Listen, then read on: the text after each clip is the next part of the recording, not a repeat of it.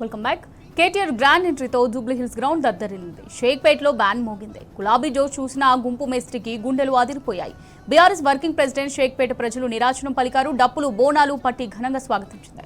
ప్రజలు బ్రహ్మరథం పట్టడంతో గులాబీ దళంలో మరింత జోష్ కనిపించింది. జూబ్లీహిల్స్ ఉప ఎన్నిక ప్రచారంలో భాగంగా రోడ్ షో కోసం షేక్పేట్ బయలుదేరి వెళ్లిన కేటీఆర్ కు దారి పొడవునా ప్రజలు అపూర్వ స్వాగతం పలికారు. సరిగ్గా 7 గంటలకు షేక్పేట నాలా వద్దకు చేరుకోగానే గులాబీ నేతలు ఘన స్వాగతం తెలిపారు. అక్కడి నుంచి రోడ్ షో ప్రారంభమైంది.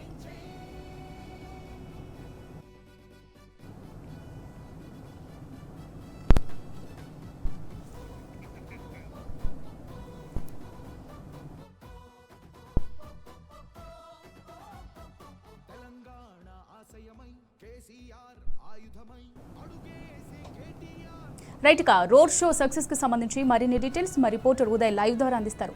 ఉదయ్, మరి రోడ్ షోలో ఫస్ట్ నాలా దగ్గర అయితే సక్సెస్ఫుల్ గా కంప్లీట్ అయినట్టుగా తెలుస్తుంది. మరి దీనికి సంబంధించి పూర్తి డీటెయిల్స్ ఏ విధంగా ఉన్నాయి ఉదయ్? అమూల్య, జూబ్లీస్ ఉప ఎన్నిక ప్రచార నేపథ్యంలో కూడా ఈ రోజు నుంచి ఏదైతే కేటీఆర్ గారి రోడ్ షో సందర్భంగా మొదటి రోజు షేక్పేట్ డివిజన్లో కానీ షేక్పేట్ నాలా దగ్గర కూడా రోడ్ షో కూడా విజయవంతమైందని మనం చెప్పుకోవచ్చు. అడుగడుగున కూడా కేటీఆర్ గారికి ఘన స్వాగతం కూడా పలికారని కూడా మనం చూస్తూ ఉన్నాం. మరోపక్క కూడా డప్పు వాయిద్యాలతో నృత్యాలతో కూడా కేటీఆర్ గారికి ఘన స్వాగతం పలికిన సందర్భంగా మనం కొద్దిసేపటి క్రితమే చూసాము. ఏదైతే ఈ జూబ్లీస్ ఉప ఎన్నికల సందర్భంగా కూడా కాంగ్రెస్ పార్టీ ఇచ్చిన హామీలను ఎందుకు నెరవేర్చలేదని చెప్పేసి అటు కేటీఆర్ గారు ప్రజలను ఉద్దేశించి ప్రసంగాన్ని కూడా మనం చూస్తూ ఉన్నాం. మరోపక్క కూడా గత ప్రభుత్వ హయాంలో కూడా చేసిన అభివృద్ధిపై కూడా ప్రజలకు వివరించిన పరిస్థితి కూడా మనం చూస్తూ ఉన్నాం. మరోపక్క కూడా ఇప్పటికే షేక్పేట్ ప్రజలందరూ కూడా బీఆర్ఎస్ పార్టీకి పట్టం కట్టేందుకు ఇప్పటికే సిద్ధంగా ఉండరు అని చెప్పేసి వారు చెప్తున్న పరిస్థితి కూడా మనం చూస్తూ ఉన్నాం. మరోపక్క కూడా కేటీఆర్ గారు మాట్లాడుతున్నంతసేపు ప్రతి ఒక్కరు కూడా ఆసక్తిగా ఎదురు చూస్తున్న పరిస్థితి కూడా మనం కొద్దిసేపటి క్రితమే చూసాం. ఎందుకంటే ఆయన ఏం చెప్తారో, ఏం చెప్పబోతున్నారు, ఎలాంటి విషయాలను ప్రస్తావిస్తారు అనే విషయాలను కూడా ప్రతి ఒక్కరూ క్షుణ్ణంగా పరిశీలించిన పరిస్థితి కూడా కనిపిస్తూ ఉంది. ఒక పక్క గోడల నుంచి మరోపక్క కూడా కింద దారి పొడవునా కూడా ప్రతి ఒక్కరూ ఆయన ప్రసంగాన్ని కూడా ఆసక్తిగా వింటున్న సందర్భాలు కూడా మనం కొద్దిసేపటి క్రితమే చూసాం. మరోపక్క కూడా దాదాపు 23 నెలల నుంచి కూడా కాంగ్రెస్ ప్రభుత్వం చేసిన పనులను కూడా ప్రతి ఒక్కరు కూడా వివరించారు. ఎందుకంటే వారు చెప్పింది ఒకటి, చేసింది ఒకటి అని చెప్పేసి అబద్ధాల హామీలతో కూడా ఈ కాంగ్రెస్ సర్కార్ కూడా ప్రభుత్వాన్ని ఏర్పాటు చేసిందని చెప్పేసి అటు కేటీఆర్ గారు కూడా ప్రజలను ఉద్దేశించి అటు ప్రతి ఒక్కరిని ఉద్దేశించి కూడా చెప్తున్న పరిస్థితి కనిపిస్తూ ఉంది. గతంలో కూడా గత తెలంగాణ రాష్ట్రం రాకముందు కూడా ఎలా ఉండేది, తెలంగాణ వచ్చిన తర్వాత ఎలా తయారైంది, ఎలా ఉంది, అభివృద్ధిలో ఎలా ముందడుగేసిందని చెప్పేసి ప్రతి ఒక్కటి కూడా ప్రజలను ఉద్దేశించి కూడా అటు కేటీఆర్ గారు ప్రసంగించిన ప్రసంగాన్ని కూడా ప్రతి ఒక్కరు కూడా ఆసక్తిగా వింటూ ఉన్నారు. దాంతోపాటు మాగంటి సునీత గారిని కూడా భారీ మెజార్టీతో గెలిపించాలని చెప్పేసి వారు ప్రతి ఒక్క ఓటర్ని కూడా కోరిన సందర్భం కనిపిస్తూ ఉంది. ఎందుకంటే మాగంటి గోపీనాథ్ గారు జూబ్లీహిల్స్ నియోజకవర్గంలో అనేక సందర్భాల్లో అనేక అభివృద్ధి కూడా చేసిన సందర్భాలను కూడా ప్రతి ఒక్క సందర్భాన్ని కూడా ప్రజలకు వివరించిన పరిస్థితి కనిపిస్తుంది. మరోపక్క కూడా రాష్ట్రంలో ఎదుర్కొంటున్న పరిస్థితులను దృష్ట్యా కూడా జూబ్లీహిల్స్ నియోజకవర్గంలో బీఆర్ఎస్ అభ్యర్థిని గెలిపించాలని చెప్పేసి వారు ప్రతి ఒక్క ఓటర్ను కూడా అభ్యర్థించే పరిస్థితి కూడా మనం చూస్తూ ఉన్నాం. మరోపక్క కూడా జూబ్లీహిల్స్ నియోజకవర్గంలో అరాచక పాలన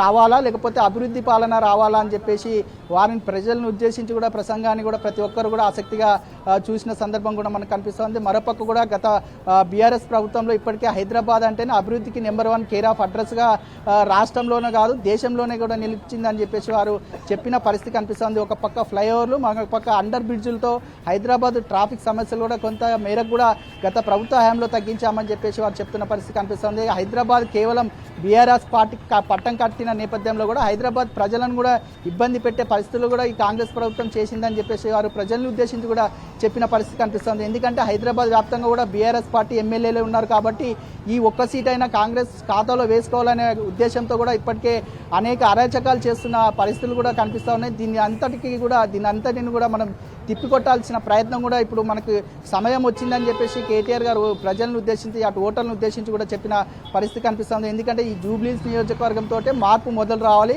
వారు ఏదైతే మార్పు అన్నారో అదే మార్పు మన జూబ్లీహిల్స్ నుంచి కూడా చూపించాలని చెప్పేసి ప్రతి ఒక్క ఓటర్ను కూడా అభ్యర్థించిన పరిస్థితి కూడా కనిపిస్తూ ఉంది. మరోపక్క కూడా వేలాది మంది దాదాపు వేలాది మంది ఓటర్లు కూడా అటు స్థానిక ప్రజలు కావచ్చు, షేక్పేట్ డివిజన్ ప్రజలు ప్రతి ఒక్కరు కూడా ఈ సభను విజయవంతం చేసేందుకు కూడా ప్రతి ఒక్కరు నడుం బిగించడం, అందుకు అనుగుణంగానే దాదాపు వేలాది మంది ఓటర్లతో కూడా వేలాది మంది ఆ బీఆర్ఎస్ కార్యకర్తలతో కూడా ఈ సభ కూడా దద్దరిల్లిందని కూడా మనకు తెలుస్తూ ఉంది. మరోపక్క కూడా బీఆర్ఎస్ పార్టీ చేపట్టిన సంక్షేమ పథకాల గురించి ప్రతి ఒక్కటి కూడా ప్రజలను ఉద్దేశించి వివరించిన పరిస్థితి కనిపిస్తోంది. కాంగ్రెస్ ప్రభుత్వం 420 హామీలను ఇచ్చి ఏ ఒక్క హామీని కూడా నెరవేర్చలేదని చెప్పేసి వారు ఈ ప్రభుత్వాన్ని ఉద్దేశించి కూడా చెప్తున్న పరిస్థితి కనిపిస్తుంది. మరోపక్క కూడా పసి పిల్లాడి నుంచి పండు ముసలవ దాకా అనేక సంక్షేమ పథకాలు తీసుకొచ్చిన ఘనత బీఆర్ఎస్ పార్టీదే అని చెప్పేసి వాళ్ళు మళ్ళొకసారి గత ప్రభుత్వం చేసిన అభివృద్ధిని కూడా గుర్తు చేసిన పరిస్థితి కూడా కనిపిస్తుంది. కాంగ్రెస్ ప్రభుత్వం వచ్చి దాదాపు 23 నెలలైంది. ఇప్పటి వరకు కూడా వారు చేసిన అభివృద్ధి ఏంటంటే కేవలం గత ప్రభుత్వం చేసిన అభివృద్ధి పనులే వారు చెప్పుకుంటున్నారు తప్ప వీళ్ళు సొంతంగా చేసింది ఏం లేదు.